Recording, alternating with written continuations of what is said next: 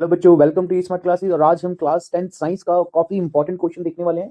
तो जिन बच्चों को साइंस में दिक्कत होती है तो उनके लिए ये क्वेश्चन बहुत ही खास होने वाला है। तो चलिए देखिए क्वेश्चन जो है, why is respiratory pigment needed in multi cellular organisms of large size.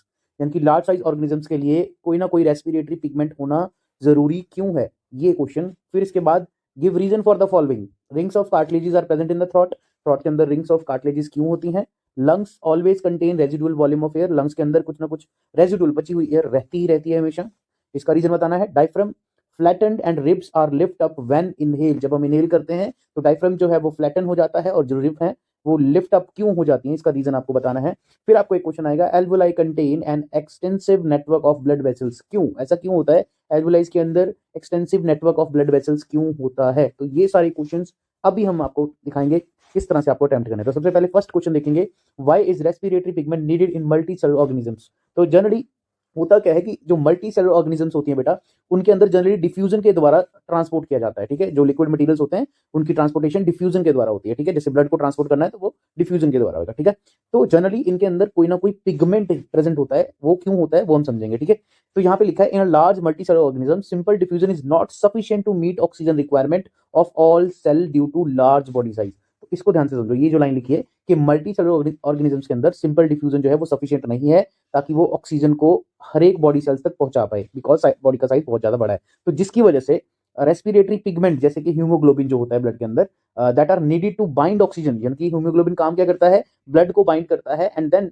Blood को अपने साथ जोड़ लेता है एंड ब्लड के साथ ऑक्सीजन को जोड़ लेता है, सॉरी, एंड देन उसको ट्रांसपोर्ट करता है सारे बॉडी पार्ट्स तक एफिशिएंटली। ठीक है, तो ये आपका आंसर हो जाएगा। नेक्स्ट आपको गिव रीजन वाले क्वेश्चन थे। तो सबसे पहला क्वेश्चन था रिंग्स ऑफ कार्टिलेजेस वाला क्वेश्चन। ठीक है, तो rings of cartilages are present in throat. Throat के अंदर अगर आप लोग ह्यूमन रेस्पिरेटरी सिस्टम पढ़ के आए हो तो आपको पता होगा थ्रोट कैसे कह रहे हैं हम लोग। तो उसके अंदर कार्टिलेजेस का काम क्या है। ठीक है, तो रिंग्स ऑफ कार्टिलेजेस जनरली क्या करती हैं, जो ट्रेचिया होता है यानी कि जो विंड पाइप होती है उसकी जो वॉल्स होती हैं वो आपस में कोलैप्स ना हो जाए। ठीक है, क्योंकि जब आप ब्रीथिंग करते हैं तो सांस अंदर और सांस बाहर खींचने के टाइम पे काफी एयर सक करते हैं अंदर की तरफ और बाहर भी एक्सहेल करते हैं। तो उस टाइम पे जो ट्रेचिया की जो वॉल्स है वो आपस में फ्लैटन या फिर कहूं कि वो इस तरह से जुड़ ना जाए, इनको जुड़ने से रोकने के लिए इनके बीच में क्या होती है, ऐसे रिंग्स ऑफ कार्टिलेजेस प्रेजेंट होती हैं ताकि वो कोलैप्स ना कर जाए। ठीक है, they keep air passage open, ताकि जो एयर पैसेज है वो ओपन रहे, हवा बाहर से अंदर एंटर करे और अंदर से बाहर जो कार्बन डाइऑक्साइड उसे हम रिमूव कर पाए। ठीक है, तो ये इसका आंसर हो जाएगा। Next, lungs always contain a residual volume of air. Lungs के अंदर कुछ ना कुछ वॉल्यूम ऑफ एयर प्रेजेंट होती है हमेशा ही।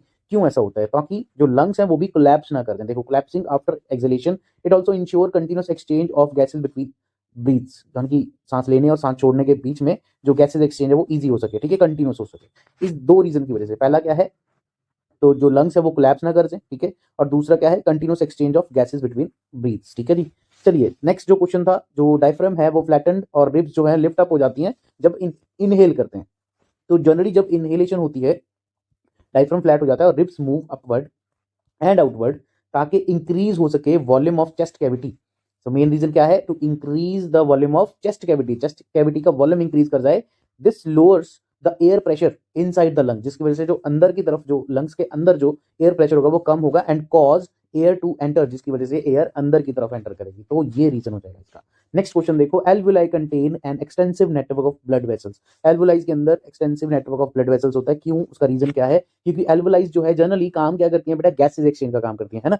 तो alveoli have rich network of blood capillaries to prevent, यहां से शुरू हो जाएगा, to provide a large surface area, ताकि लार्ज सरफेस एरिया मिल पाए और ज्यादा से ज्यादा ब्लड जो है वो फिल्टर हो पाए। ठीक है, this helps to rapid diffusion of oxygen, ताकि गैसेज एक्सचेंज हो पाए। ठीक है, तो गैसेज एक्सचेंज में क्या करना है, जो कार्बन डाइऑक्साइड है वो लंग्स के थ्रू बाहर भेजनी है और जो ऑक्सीजन है उसे अंदर एंटर करवाना है बॉडी के। ठीक है जी, तो सेल्स जो ब्लड सेल्स है उनके अंदर ऑक्सीजन जो है वो पहुंच पाए और कार्बन डाइऑक्साइड ब्लड के थ्रू बाहर जा पाए थ्रू द एल्वुलाइज। ठीक है, तो ये रीजन हो जाएगा कि एल्वुलाइज के अंदर काफी सारा extensive network of blood vessels होता है। आई होप ये वीडियो आपको समझ आई होगी। So thank you and channel को सब्सक्राइब जरूर कीजिए। अगर आप क्लास 10th में हैं, आपको इवन +1 +2 की केमिस्ट्री भी इसमें मिलेगी, तो चैनल को दबा के सब्सक्राइब करो। Thank you.